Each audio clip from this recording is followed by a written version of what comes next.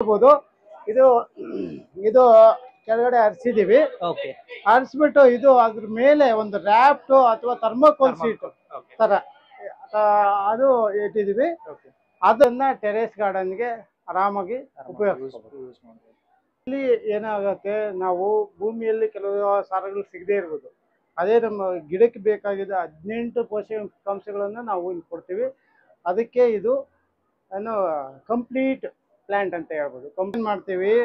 ಈಗ ನೀವು ನೋಡ್ತಾ ಇದ್ದೀರಿ, ಇಲ್ಲಿ UPVC ಪೈಪ್ ಅಂತ ಇರುತ್ತೆ. ನಮಸ್ಕಾರ, ನನ್ನ ಹೆಸರು ಡಾಕ್ಟರ್ ವಿಶ್ವನಾಥ್ ಕೆ ಅಂತ. ಈ ಹೈಡ್ರೋಪೋನಿಕ್ ಪ್ರಯೋಜನೆಯ ಇನ್ಚಾರ್ಜ್ ಆಗಿದ್ದೀನಿ. ಮುಖ್ಯವಾಗಿ ನೀವು ಹೈಡ್ರೋಪೋನಿಕ್ ಅಂತ ಕೇಳಿರ್ಬೋದು. ಈ ಹೈಡ್ರೋಪೋನಿಕ್ ತಂತ್ರಜ್ಞಾನ ಏನು ಹೊಸದಲ್ಲ. ನೀವು ಬ್ಯಾಬಿಲೋನಿಯನ್ ನಾಗರಿಕತೆ ಅಂತ ಕೇಳಿರ್ತೀವಿ. ಬ್ಯಾಬಿಲೋನಿಯನ್ ನಾಗರಿಕತೆಯಲ್ಲಿ ತೂಕ ಉದ್ಯಾನವನಗಳು ಅಂತ ಕೇಳಿರ್ತೀವಿ. ಅಲ್ಲೇನು ಮಾಡ್ತಾಯಿದ್ರು, ನೀರನ್ನು ಸ್ಪ್ರೇ ಮಾಡಿಬಿಟ್ಟು ಗಾರ್ಡನನ್ನು ಮಾಡ್ತಾಯಿದ್ರು, ಉದ್ಯಾನವನವನ್ನು ಮಾಡ್ತಾಯಿದ್ರು. ಅಷ್ಟು ಹಳೆಯದು ಈ ತಂತ್ರಜ್ಞಾನ. ಆದರೆ ಈಗ ಅದೇ ಹೊಸ ಪದ್ಧತಿಯಲ್ಲಿ ನಾವು ನಮ್ಮ ಕೃಷಿಗೆ ಅಡಾಪ್ಟ್ ಮಾಡ್ಕೊಳ್ತಾ ಇದ್ದೀವಿ. ಈ ಭಾಳಷ್ಟು ಜನ ಈಗ ಹೈಡ್ರೋಪೋನಿಕ್ಗೆ ಮಾರು ಹೋಗ್ತಾ ಇದ್ದಾರೆ. ಯಾಕೆ ಅಂದರೆ, ಈ ಹೈಡ್ರೋಪೋನಿಕ್ಕು ನಾವು ಯಾಕೆ ಮಾಡಬೇಕು, ಎಲ್ಲಿ ಮಾಡಬೇಕು, ಯಾರು ಮಾಡಬೇಕಂತ ನಾನು ತಿಳಿಸ್ಕೊಡ್ತೀನಿ. ಈ ಹೈಡ್ರೋಪೋನಿಕ್ಕು ನೀವು ಯಥೇಚ್ಛವಾಗಿ ನೀರಿದೆ, ಯಥೇಚ್ಛವಾಗಿ ಭೂಮಿ ಇದೆ ಅನ್ನೋ ಕಡೆ ಬೇಕಾಗಿಲ್ಲ. ಎಲ್ಲಿ ಭೂಮಿ ಕೊರತೆ ಇದೆಯೋ, ಎಲ್ಲಿ ನೀರು ಕೊರತೆ ಇದೆಯೋ, ಎಲ್ಲಿ ನಾವು ವರ್ಷ ಪೂರ್ತಿ ತರಕಾರಿಗಳನ್ನು ಬೆಳೆಯೋಕ್ಕಾಗೋದಿಲ್ವೋ ಅಂಥ ಪರಿಸ್ಥಿತಿಗಳಲ್ಲಿ ನಾವು ಈ ಹೈಡ್ರೋಪೋನಿಕ್ ತಂತ್ರಜ್ಞಾನವನ್ನು ಅಳವಡಿಸ್ಕೋಬೇಕಾಗುತ್ತೆ. ಈ ಹೈಡ್ರೋಪೋನಿಕ್ ತಂತ್ರಜ್ಞಾನದಿಂದ ಮುಖ್ಯ ಉಪಯೋಗ ಏನಂದರೆ, ನಾವು 90% ನೀರನ್ನು ಉಳಿಸ್ಬೋದು. ಈ ಯಾವುದೇ ಹೈಡ್ರೋಪೋನಿಕ್ ತಂತ್ರಜ್ಞಾನದಲ್ಲಿ ನಾವು ನೀರನ್ನು ಮರು ಉಪಯೋಗ ಮಾಡ್ತಾ ಹೋಗ್ತೀವಿ. ಆಮೇಲೆ ನೀವು 1 ಎಕರೆ ಪ್ರದೇಶದಲ್ಲಿ ಬೆಳೆಯುವಂಥದ್ದು ನಾವು 5 ಗುಂಟೆ 10 ಗುಂಟೆಯಲ್ಲಿ ನಾವು ಈ ಹೈಡ್ರೋಪೋನಿಕ್ ತಂತ್ರಜ್ಞಾನದಿಂದ ಬೆಳಿಬೋದು. ಸರ್, ಇವಾಗ ಇಲ್ಲಿ ಏನ್ ಮಾಡಿದ್ದೀರಾ, ಇದು ಏನ್ ಮೆಥಡ್ ಇದು? ಈಗ ಇದು ಅಕ್ವಾಪೋನಿಕ್ ತಂತ್ರಜ್ಞಾನ ಅಂತೀವಿ ನಾವು. ಅಕ್ವಾಪೋನಿಕ್ ಅಥವಾ ಅಕ್ವಾಪೋನಿಕ್ ಇಂದ ಇದನ್ನ ಡೀಪ್ ವಾಟರ್ ಕಲ್ಚರ್ ಅಂತೀವಿ. ಈಗ ಅಕ್ವಾಪೋನಿಕ್ಸ್ ಅಂದ್ರೆ ಏನಂದ್ರೆ, ನಾವು ಮೀನನ್ನ ತೊಟ್ಟಿಗಳಲ್ಲಿ ಆಚೆ ಅದನ್ನ ಬೆಳಿತೀವಿ. ಅದರಿಂದ ಬಂದಂತ ಕಲ್ಮಶವನ್ನು ಏನ್ ಮಾಡ್ತೀವಿ, ಟ್ಯಾಂಕ್ ಅಲ್ಲಿ ನಾವು ಸೆಡಿಮೆಂಟ್ ಮಾಡಿ ಅದನ್ನ ನೈಟ್ರಿಫೈ ಮಾಡಿ ಇದಕ್ಕೆ ಹರಿಸ್ತೀವಿ. ಹರಿಸಿದಾಗ ಏನಾಗುತ್ತೆ, ನೀವು ಇಲ್ಲಿ ನೋಡ್ಬೋದು, ಇದು ಕೆಳಗಡೆ ಹರಿಸಿದೀವಿ. ಹರಿಸ್ಬಿಟ್ಟು ಇದು ಅದ್ರ ಮೇಲೆ ಒಂದು ರ್ಯಾಪ್ಟ್ ಅಥವಾ ಥರ್ಮೋಕೋಲ್ ಶೀಟ್ ತರ ಅದು ಇಟ್ಟಿದೀವಿ. ಅದರಲ್ಲಿ ರಂಧ್ರಗಳು ಮಾಡ್ಬಿಟ್ಟು ನಾವು ಈ ನೆಟ್ ಕಪ್ ಅಂತ ಬರುತ್ತೆ, ನೆಟ್ ಕಪ್ ಮುಖಾಂತರ ಗಿಡವನ್ನ ನಾವು ಹಾಕಿರ್ತೀವಿ. ಈ ಗಿಡವನ್ನ ಪ್ರೋಟೈಲ್ ಫಸ್ಟ್ ಬೆಳೆದು ನಂತರ ಆ ಸಸ್ಯನ ಟ್ರಾನ್ಸ್ಪ್ಲಾಂಟ್ ಮಾಡ್ತೀವಿ. ಸಪೋರ್ಟ್ ಏನು ಬೇಕಾಗೋದಿಲ್ಲ, ಯಾಕಂದ್ರೆ ಇದು ನೆಟ್ ಕಪ್ ಇರೋದ್ರಿಂದ ಅದೇ ಸಪೋರ್ಟ್ ಆಗುತ್ತೆ. ಈ ಮೆಥಡ್ ಅಲ್ಲಿ ಯಾವ ಗಿಡಗಳನ್ನ ಬೆಳಿಬಹುದು, ಯಾವ ಸೊಪ್ಪುಗಳು? ಮುಖ್ಯವಾಗಿ ಈ ಡೀಪ್ ವಾಟರ್ ಕಲ್ಚರ್ ಅಲ್ಲಿ ಆಳ ನೀರಿನ ಕೃಷಿ ಅಂತ ಕರಿತೀವಿ ಇದನ್ನ ಕನ್ನಡದಲ್ಲಿ. ಇದು ಸೊಪ್ಪು ತರಕಾರಿಗಳು, ನಾವು ಲೆಟ್ಯೂಸ್ ಇರ್ಬೋದು, ಸೆಲರಿ ಇರ್ಬೋದು, ಬಾಕ್ಸಾಯ್ ಇರ್ಬೋದು, ಆಮೇಲೆ ಪಾಲಕ್ ಇರ್ಬೋದು, ಆಮೇಲೆ ದಂಟಿನ ಸೊಪ್ಪು ಇರ್ಬೋದು, ಎಲ್ಲ ಬೆಳಿಬಹುದು. ಇವೆಲ್ಲ ನಾವು ಈ ಪದ್ಧತಿಯಲ್ಲಿ ಬೆಳಿಬೋದು ನಾವು. ಬಟ್ ಇದಕ್ಕೆ ಮೀನಿಂದ ವೇಸ್ಟೇಜ್ ಏನ್ ಬರುತ್ತೆ, ಆ ನೀರ್ನ ಯೂಸ್ ಮಾಡೋದ್ರಿಂದ ಓಕೆ, ಅದಲ್ದಲ್ಲೇ ಬೇರೆ ಏನಾರ ಮೆಡಿಸಿನ್ ಇದಕ್ಕೆ ಹಾಕ್ಬೇಕು? ಇಲ್ಲ, ಅದು ಪೋಷಕಾಂಶಗಳು ಮೀನಿನಿಂದ ಬಂದಂತ ಪೋಷಕಾಂಶಗಳನ್ನೇ ನಾವು ಇದಕ್ಕೆ ಉಪಯೋಗಿಸ್ತೀವಿ. ನೀವು ಇಲ್ಲ ನಮ್ಗೆ ಮೀನ್ ಬೇಡ ಅಂದ್ರೆ ಇದಕ್ಕೆ ನೀರಿಗೆ ಪೋಷಕಾಂಶಗಳು ಹಾಕ್ಬೇಕಾಗುತ್ತೆ. ಸೊ ಆ ವಾಟರ್ ಯೂಸ್ ಮಾಡಿ ಬೆಳೆಯೋದ್ರಿಂದ ಈ ಗಿಡ ನಾವು ನಮ್ಮ ದಿನನಿತ್ಯ ಯೂಸೇಜ್ ಇದು ಸಾವಯವ ಅಂತ ಕರಿಬಹುದು. ನಾವು ಆರ್ಗ್ಯಾನಿಕ್ ಅಂತ ಕರಿಬಹುದಾ? ಇದು ಕರಿಬಹುದು. ಸಾವಯವ ಆರೋಗ್ಯಕ್ಕೆ ಯಾವುದೇ ರೀತಿ ಪರಿಣಾಮಗಳಿಲ್ಲ. ಸೊ ಇದ್ ಬಿಟ್ರೆ ಇದೇನು ಗಿಡ ಸರ್ ಇದು? ಇದು ಪಾಕ್ಚಾಯ್ ಅಂತೀವಿ. ಇದು ಸಲಾಡ್ಗೆ ಯೂಸ್ ಮಾಡ್ತೀವಿ. ಈ ಪಾಕ್ಚಾಯ್ ಏನು ಇದರಲ್ಲಿ ಬಹಳಷ್ಟು ಚೆನ್ನಾಗಿ ನಾವು ಬೆಳಿಬಹುದು. ಇಲ್ಲಿ ಮೀನ್ ಎಲ್ಲಿ ಸಾಕಿದೀರಾ ಸರ್ ನೀವು? ಆಚೆ ಟ್ಯಾಂಕ್ ಅಲ್ಲಿ ನಾವು ಮೀನ್ ಸಾಕಿದೀರಾ? ಹೌದು. ಇದಕ್ಕೆ ನೀರ್ ಎಷ್ಟು ದಿನಕ್ಕೆ ಒಂದ್ಸರಿ ಚೇಂಜ್ ಮಾಡ್ತೀರಾ, ಚೇಂಜ್ ಮಾಡಲ್ವಾ ಸರ್? ಚೇಂಜ್ ಮಾಡ್ತೀವಿ. ಒಂದ್ ಬೆಳೆ ಆದ್ಮೇಲೆ ಸರ್ಕ್ಯುಲೇಟ್ ಮಾಡ್ತೀವಿ ನಾವು. ಸೊ ಒಂದ್ ಬೆಳೆವರೆಗೂ ನೀರೇನ್ ಚೇಂಜ್ ಮಾಡಲ್ಲ? ಅಂದ್ರೆ ಸರ್ಕ್ಯುಲೇಟ್ ಮಾಡ್ತಾ ಇರ್ತೀವಿ. ಡೀಪ್ ವಾಟರ್ ಕಲ್ಚರ್ ಅಲ್ಲಿ ಏನ್ ಹೇಳಿದ್ವಿ, ಎಲ್ಲಾ ಸೊಪ್ಪು ತರಕಾರಿಗಳನ್ನ ಬೆಳಿಬಹುದು ಅಂತ ಹೇಳಿದ್ವಿ. ಅದೇ ಈ ಡಚ್ ಬಕೆಟ್ ನಲ್ಲಿ ನೀವು ಯಾವ ತರಕಾರಿ ಬೇಕಾದ್ರೆ ಬೆಳಿಬಹುದು. ಈಗ ಸೌತೆಕಾಯಿ ಇರ್ಬೋದು, ಹೀರೆಕಾಯಿ ಇರ್ಬೋದು, ಬೆಂಡೆಕಾಯಿ ಇರ್ಬೋದು, ಅಥವಾ ಏನೋ ಜುಕಿನಿ ಇರ್ಬೋದು. ಈ ಎಲ್ಲಾ ತರಕಾರಿಗಳನ್ನು, tomato, cherry tomato, capsicum support thread ಅಲ್ಲಿ ಇರೋದ್ರಿಂದ ಈಸಿ ಆಗುತ್ತೆ. ಹೌದು. ಇಲ್ಲಿ ಏನಂದ್ರೆ ನಾವು ಇಲ್ಲಿ ಡಚ್ ಬಕೆಟ್ ನೋಡ್ಬೋದು ನೀವು. Okay. ಡಚ್ ಬಕೆಟ್ ಅಲ್ಲಿ ಕ್ಲೇ ಬಾಲ್ಸ್ ಅಂತ ಉಪಯೋಗಿಸ್ತೀವಿ. ಈಗ ಮಣ್ಣಿನ ಬದಲು ಮಣ್ಣಿನ ಚೆಂಡುಗಳನ್ನ ಉಪಯೋಗಿಸ್ತೀವಿ. ಇಲ್ಲಿ ಡ್ರಿಪ್ ಮುಖಾಂತರ ಕಂಟಿನ್ಯೂಸ್ ಆಗಿ ನೀರು ಕೊಡ್ತಾ ಹೋಗ್ತೀವಿ. ನೀರು ಕೊಟ್ಟಾಗ ಏನಾಗುತ್ತೆ, ಜಾಸ್ತಿ ಆಗಿದ್ ನೀರು ಇಲ್ಲಿ ಪೈಪ್ ನೋಡ್ಬೋದು ನೀವು. ಆ ಪೈಪಿನ ಮುಖಾಂತರ ಟ್ಯಾಂಕಿಗೆ ವಾಪಸ್ ಹೋಗುತ್ತೆ. ನಾವು ಇಲ್ಲಿ ಯಾಕೆ 90% ನೀರನ್ನು ಉಳಿಸ್ಬೋದು ಅಂತ ಹೇಳ್ತೀವಿ ಅಂದ್ರೆ, ಏನೇ ಲಾಸ್ ಆಗಿದ್ದು ಅಂದ್ರೆ ಕೆಳಗಡೆ ಹೋಗಿದ್ ನೀರು ಅಥವಾ ನ್ಯೂಟ್ರಿಯೆಂಟ್ ಸೊಲ್ಯೂಷನ್ ನಂತರ ಟ್ಯಾಂಕ್ ಹೋಗುತ್ತೆ. ಟ್ಯಾಂಕಿಂದ ಮತ್ತೆ ಡ್ರಿಪ್ ಅಲ್ಲಿ ಕೊಡ್ತೀವಿ. ಆದ್ರಿಂದ ಇದು ನೀರು ಸ್ಟೋರ್ ಆಗಕ್ ಬಿಡಲ್ಲ, ಅದು ಯಾವಾಗಲೂ ರೀಸೈಕಲ್ ಅಂದ್ರೆ ಹೋಗಿ ಮತ್ತೆ ಬರೋದ್ರಿಂದ ಅದಕ್ಕೆ ಎಕ್ಸ್ಟ್ರಾ ನ್ಯೂಟ್ರಿಷನ್ ಬರ್ತಾ ಇರುತ್ತೆ ಅಂದ್ರೆ ನ್ಯೂಟ್ರಿಯೆಂಟ್ಸ್ ನಾವು ಕೊಟ್ಟಿರ್ತೀವಿ. ಇಲ್ಲಿ ಏನ್ ಮಾಡ್ತೀವಿ ನಾವು, ಪಾಲಿಯಸ್ ಗ್ರೇಡ್ ನ್ಯೂಟ್ರಿಯೆಂಟ್ಸ್ ನ ಕೊಡ್ತೀವಿ ನಾವು. ಇದಕ್ಕೆ ಏನೋ ಟ್ಯಾಂಕಿಗೆ ಕೊಡ್ತೀವಿ ನ್ಯೂಟ್ರಿಯೆಂಟ್ಸ್ ಅಂದ್ರೆ ಗೊಬ್ಬರ, ರಾಸಾಯನಿಕ ಗೊಬ್ಬರ ಕೊಡ್ತೀವಿ. ಕೊಟ್ಬಿಟ್ಟು ಅದರಿಂದ ಈಗ ಒಂದು ಗಿಡಕ್ಕೆ 18 ಪೋಷಕಾಂಶಗಳು ಬೇಕು. ಅದು ಗಿಡಕ್ಕೆ ಏನೇನು ಪೋಷಕಾಂಶಗಳು ಬೇಕೋ 18 ಅಷ್ಟು ಪೋಷಕಾಂಶಗಳನ್ನು ನಾವು ಇಲ್ಲಿ ಕೊಡ್ತೀವಿ. ಕೊಟ್ಬಿಟ್ಟು ಇದಕ್ಕೆ ಹರಿಸ್ತಾ ಹೋಗ್ತೀವಿ. ಅದರಿಂದ ಇದು ಬೆಳೆಯುತ್ತೆ. ಈ ಡಚ್ ಬಕೆಟ್ ಮೆಥಡ್ ಅಥವಾ ಗ್ರೋ ಬ್ಯಾಗ್ ಮೆಥಡ್ ಇನ್ನೊಂದಿದೆ.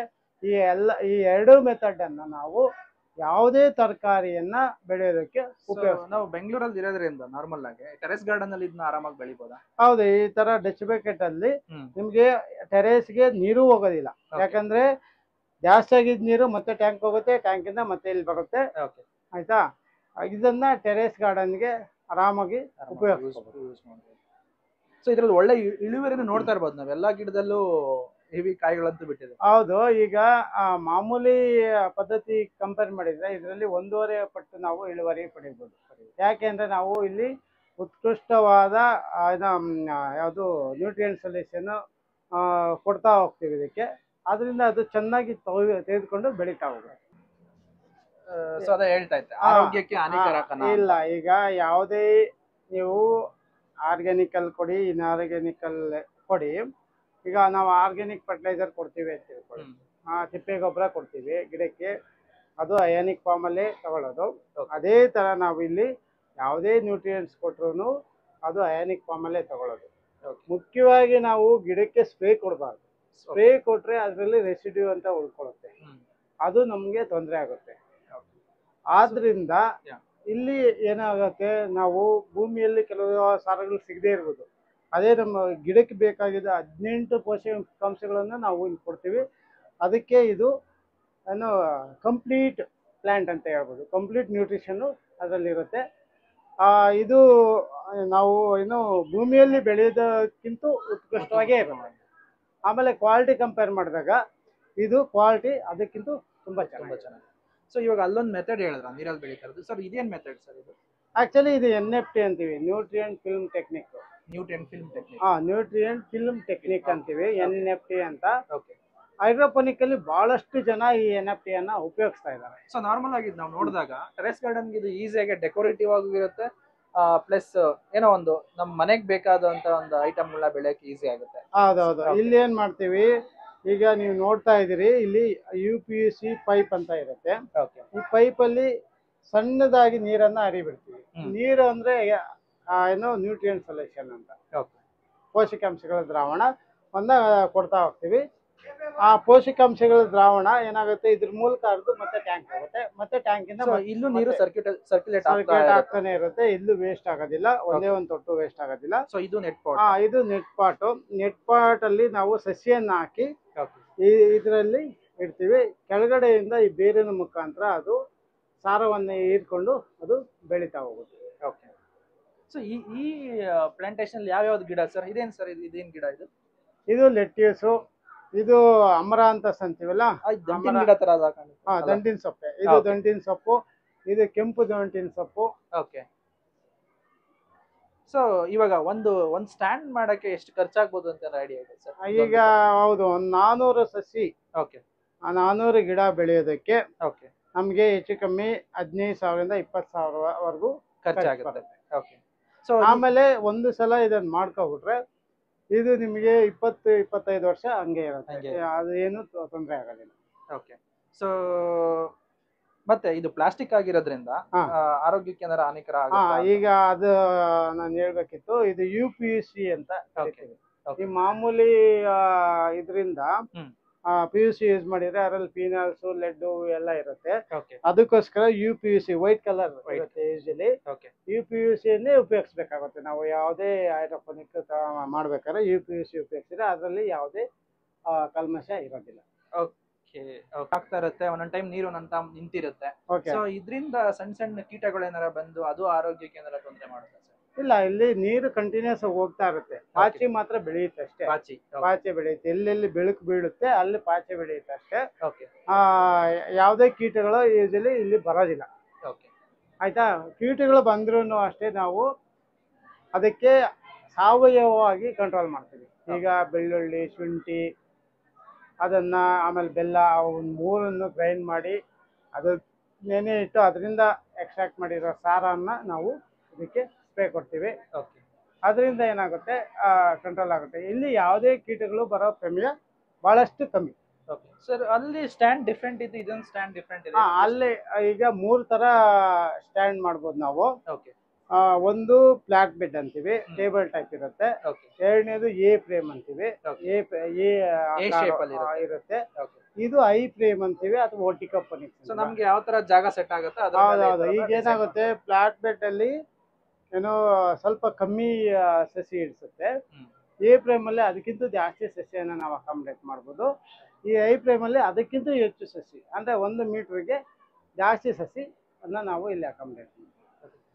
ಓಕೆ ಸರ್, ಇವಾಗಿನ ಟೆಕ್ನಾಲಜಿ ಇದರಲ್ಲಿ ಇದು ಇಂಪ್ರೂವ್ ಆಗ್ತಾ ಇದೆಯಾ ಅಥವಾ ಯಾವ ತರ ಬೇಡಿಕೆ ಇದೆ ಸರ್ ಈ ಹೈಡ್ರೋಫೋನಿಕ್? ಆಕ್ಚುಲಿ ಹೈಡ್ರೋಪೋನಿಕ್ ತಂತ್ರಜ್ಞಾನ ಏನು ಈಗ ಏನೋ ವೆಸ್ಟರ್ನ್ ಕಂಟ್ರೀಸ್ ಅಲ್ಲಿ, ಮಿಡ್ಲ್ ಈಸ್ಟ್ ಕಂಟ್ರೀಸ್ ಅಲ್ಲಿ ಬಹಳಷ್ಟು ಪಾಪ್ಯುಲರ್ ಆಗಿದೆ. ನಮ್ಮ ಭಾರತಕ್ಕೆ ಈಗ ಬರ್ತಾ ಇದೆ. ಈಗ ಬಹಳಷ್ಟು ಫಾರ್ಮ್ಗಳು ಭಾರತದಲ್ಲೂ ಎಸ್ಟಾಬ್ಲಿಷ್ ಆಗ್ತಾ ಇವೆ. ಇದು ನಮ್ಮ ಫ್ಯೂಚರ್ ಟೆಕ್ನಾಲಜಿ ಅಂತ ಹೇಳ್ಬೋದು. ಯಾಕಂದ್ರೆ ನಮ್ಮ ಭೂಮಿ ಕುಂಠಿತವಾಗಿದೆ. ಈಗ ಅರ್ಬನೈಸೇಷನ್, ಪೇಟೆಗಳು ಜಾಸ್ತಿ ಆಗಿ ಹಿಡುವಳಿ ಏನು ಭೂಮಿ ಕಮ್ಮಿ ಆಗ್ತಾ ಇದೆ. ಅದಕ್ಕೋಸ್ಕರ ನಾವು ಇದನ್ನ ಅಡಾಪ್ಟ್ ಮಾಡ್ಕೊಂಡ್ರೆ ಈಗ ಆಮೇಲೆ ಜನಸಂಖ್ಯೆನೂ ಜಾಸ್ತಿ ಆಗ್ತಾ ಇದೆ. ಈ ಜನಸಂಖ್ಯೆ ಜಾಸ್ತಿ ಆಗೋದಕ್ಕೆ ನಾವು ಆಹಾರ ಒದಗಿಸ್ಬೇಕಾದ್ರೆ ಈ ತಂತ್ರಜ್ಞಾನಗಳನ್ನ ನಾವು ಅಡಾಪ್ಟ್ ಮಾಡ್ಕೋಬೇಕಾಗುತ್ತೆ. ಇವಾಗ ಓಕೆ, ನಮ್ಮಲ್ಲಿ ನಮ್ಮ ವೀಕ್ಷಕರಿಗಾಗಿ ಯಾರೋ ಒಬ್ರಿಗೆ ಇದ್ರ ಬಗ್ಗೆ ಇಂಟ್ರೆಸ್ಟ್ ಬರುತ್ತೆ. ಓಕೆ. ಅವ್ರಿಗೆ ಒಂದು ಬೀಜ ಬೇಕಾಗಿರುತ್ತೆ, ಪಾಟ್ನೆಟ್ ಬೇಕಾಗಿರುತ್ತೆ, ಇದನ್ನ ಹೆಂಗ್ ಮಾಡ್ಬೇಕು ಅನ್ನೋದು ಗೊತ್ತಿರುತ್ತೆ. ಅದಕ್ಕೆ ನಮ್ಮ ಯೂನಿವರ್ಸಿಟಿ ಕೃಷಿ ವಿಜ್ಞಾನದಲ್ಲಿ ಏನಾರ ಆಪ್ಷನ್ಸ್ ಆಕ್ಚುಲಿ ನಾವು ಯಾವುದನ್ನು ಸೇಲ್ ಮಾಡೋದಿಲ್ಲ, ಓಕೆ. ಯಾವುದೇ ವಸ್ತುಗಳನ್ನು ಸೇಲ್ ಮಾಡೋದಿಲ್ಲ. ಬಟ್ ಅವ್ರಿಗೆ ಮಾಹಿತಿ ಏನೇನು ಬೇಕು, ತಾಂತ್ರಿಕ ಮಾಹಿತಿ ಏನೇನು ಬೇಕು ಎಲ್ಲವನ್ನು ನಾವು ಒದಗಿಸ್ತೀವಿ. ತರಬೇತಿ ಅಂತ ಏನಾರ, ಟ್ರೈನಿಂಗ್ ಅಂತ ಏನಾರ ಕೊಡ್ತಾರೆ? ತರಬೇತಿಯನ್ನು ನಾವು ಆರ್ಗನೈಸ್ ಮಾಡ್ತಾ ಇದ್ದೀವಿ. ಇದುವರೆಗೂ ಒಂದು 6 ತರಬೇತಿಗಳನ್ನು ಮಾಡಿದ್ದೀವಿ. Okay. ಮುಂದೆ ತಿಂಗಳ ತರಬೇತಿಗಳನ್ನ ಮಾಡೋ ಪ್ಲಾನ್ ಇದೆ. ಓಕೆ. ತರಬೇತಿ ಬೇಕಾಗಿರೋರು ನಮಗೆ ಕಾಲ್ ಮಾಡಿದ್ರೆ ಅಥವಾ ವಾಟ್ಸಪ್ ಮಾಡಿದ್ರೆ ನಾವು ಗ್ಯಾರಂಟಿ ಅವ್ರಿಗೆ ಕೊಡ್ತೀವಿ. ಓಕೆ. ನನ್ನ ನಂಬರು ತಗೋಬೋದು. ನಂಬರ್ ಹೇಳಿ ಸರ್. 9108925969. ಓಕೆ. 9108925969. ಈ ನಂಬರ್ಗೆ ಕಾಂಟ್ಯಾಕ್ಟ್ ಮಾಡಿದ್ರೆ ಸೊ ಇದ್ರ ಬಗ್ಗೆ ಟ್ರೈನಿಂಗ್ ಆಗ್ಲಿ, ಇದಕ್ಕೆ ಮೆಟೀರಿಯಲ್ ಎಲ್ಲಿ ಸಿಗುತ್ತಾಗ್ಲಿ, ಬೀಜಗಳು ಎಲ್ಲಿ ಸಿಗುತ್ತೆ, ಯಾವ ರೀತಿ ಕಂಪ್ಲೀಟ್ ಇನ್ಫಾರ್ಮೇಶನ್ ಎಲ್ಲ ಮಾಹಿತಿಯನ್ನು ನಾವು ಅವರಿಗೆ ನಾವು ತಿಳ್ಕೊಬಹುದು. Thank you sir.